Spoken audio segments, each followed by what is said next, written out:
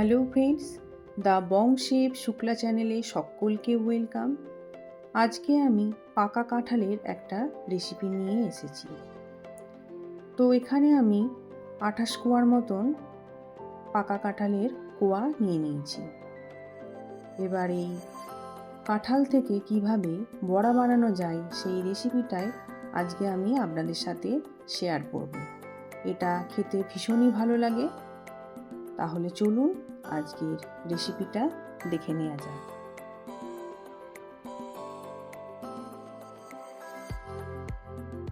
প্রথমে এই কোয়াগুলো থেকে আগে এর বীজগুলোকে বার করে নিতে হবে।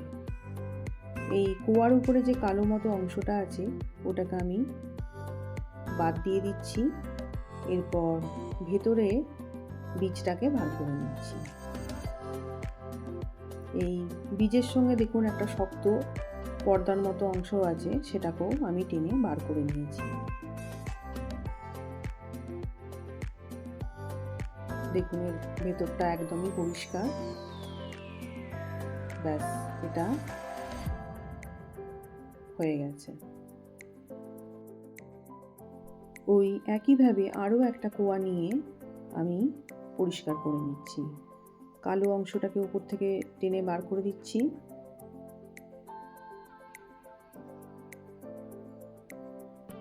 এরপর ভেতরের বীজটাকেও বার করে দিচ্ছি, আর ভেতরের যে শক্ত পর্দার মতো অংশ আছে সেটাকেও টেনে বার করে দিচ্ছি। ব্যাস, এটাও পরিষ্কার করা হয়ে গেছে।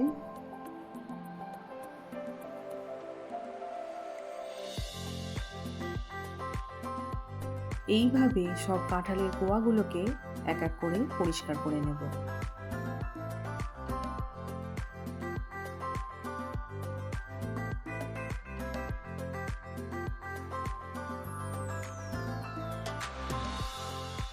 ব্যাস, সব পরিষ্কার হয়ে গেছে।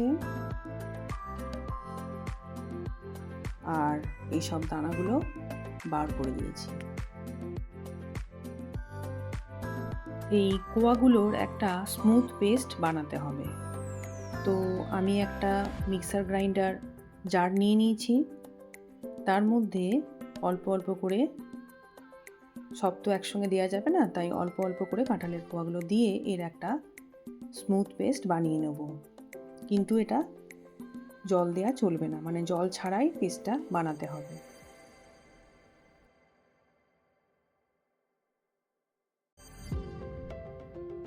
এই রকম পেস্ট বানিয়ে নিয়েছি। এটা আমি দেখিয়ে দিচ্ছি কীরকম টাইপের হয়েছে। এরপর আমি পুরোটাকে থালার মধ্যে ঢেলে দিচ্ছি।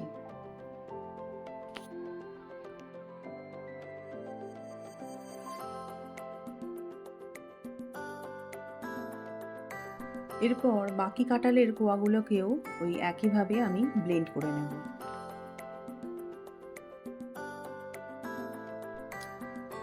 ব্যাস, এটাও হয়ে গেছে। এবার এটাকেও আমি থালাতে ঢেলে নিচ্ছি।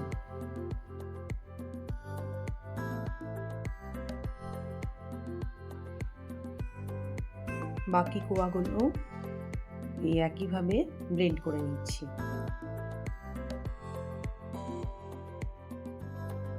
এরপর একটা ব্যাটার বানাতে হবে। তো তার জন্য আমি পৌনে 1 কাপের মতন চিনি নিয়ে নিয়েছি।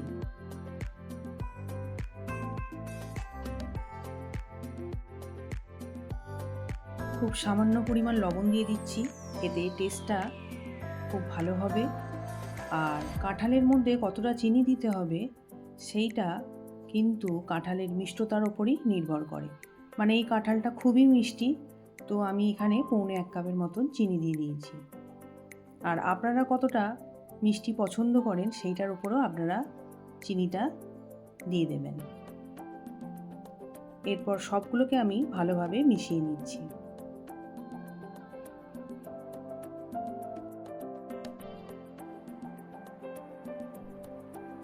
খানিকটা নারকেল কোড়া নিয়েছি।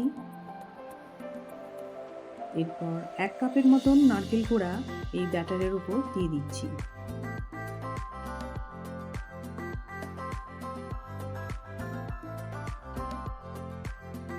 এবার খুব ভালোভাবে মিশিয়ে দিচ্ছি।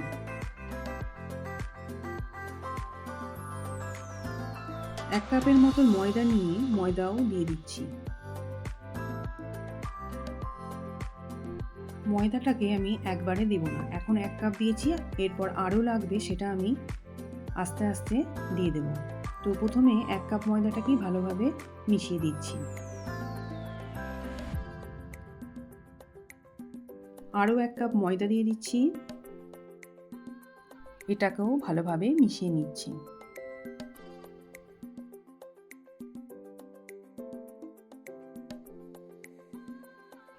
হাফ কাপের মতন সুজি দিয়ে দিচ্ছি, আপনারা চাইলে চালের গুঁড়োও দিতে পারেন।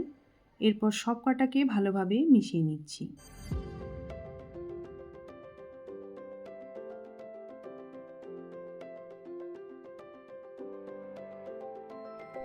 ওয়ান টিস্পুনের মতন ভেজে রাখা মৌরি দিয়ে দিচ্ছি। মৌরিটাকে আমি শুকনো খোলায় ভেজে রেখেছিলাম। আপনারা চাইলে কাঁচা মৌরিও দিতে পারেন, তাতে কোনো অসুবিধা নেই, তবে শুকনো খোলায় নেড়ে রাখলে তার টেস্টটা একটু বেশি ভালো আসে।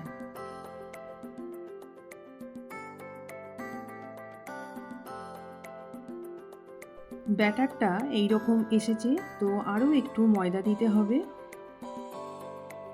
তো আমি এখানে আরও হাফ কাপের মতো ময়দা দিয়ে দিচ্ছি, দিয়ে সবগুলোকে ভালোভাবে মিশিয়ে দিচ্ছি।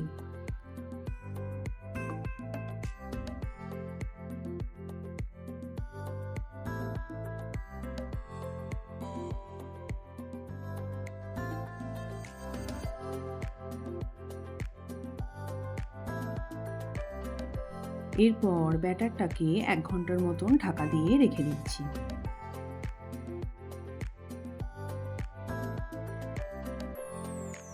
1 ঘন্টা পর ঢাকনাটা খুলে ব্যাটারটাকে আমি খুব ভালোভাবে ফেটিয়ে নেব।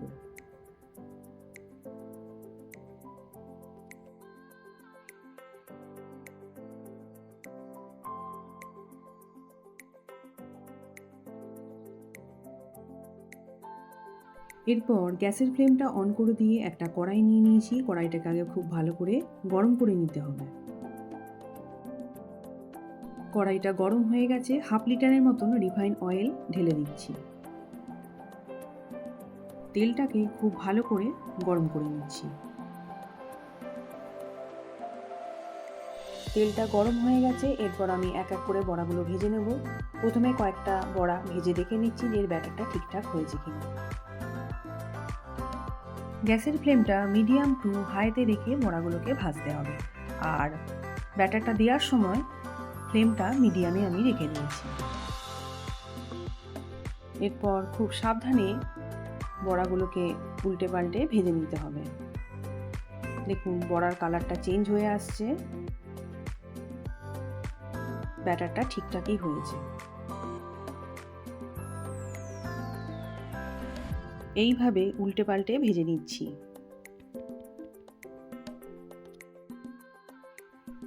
ভাজা হয়ে গেছে, এগুলোকে আমি কড়াই থেকে তুলে নিচ্ছি।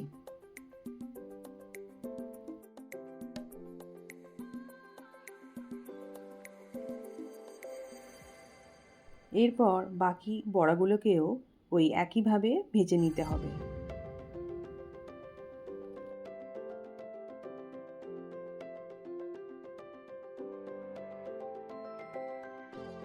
বড়াগুলোকে তেলের উপর দেওয়ার সময় ফ্লেমটা হাইতে রাখবো, তারপর ওটাকে আমি মিডিয়ামে নিয়ে নেব।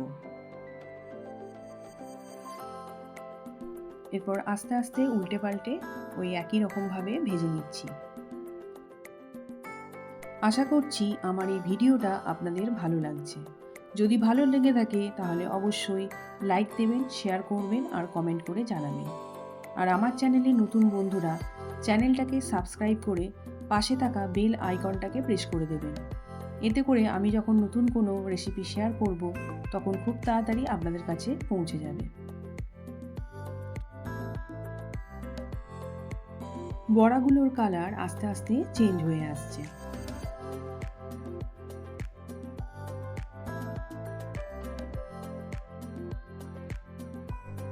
বড়াগুলোর কালার এই রকম চলে আসলে এগুলোকে আমি এবার তুলে নেব। এগুলো ভাজা হয়ে গেছে।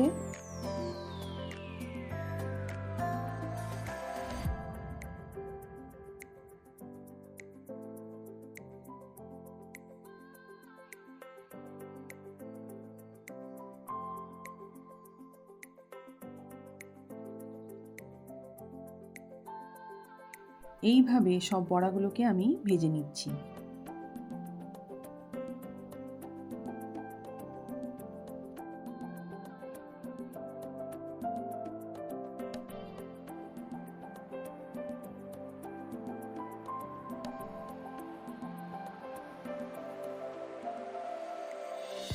ব্যাস এই বড়াগুলোকেও আমি তুলে নিচ্ছি।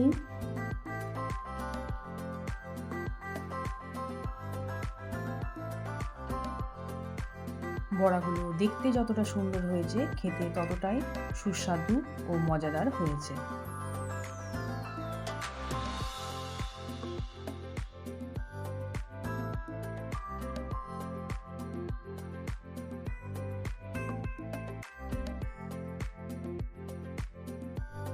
রেডি হয়ে গেছে কাঁঠালের বড়া। এটা গরম গরম খেতে ভীষণই ভালো লাগবে। তো আজকের মতো এখানেই শেষ করছি। আবার আসবো অন্য কোনো রেসিপি নিয়ে। আপনারা সবাই ভালো থাকবেন, সুস্থ থাকবেন।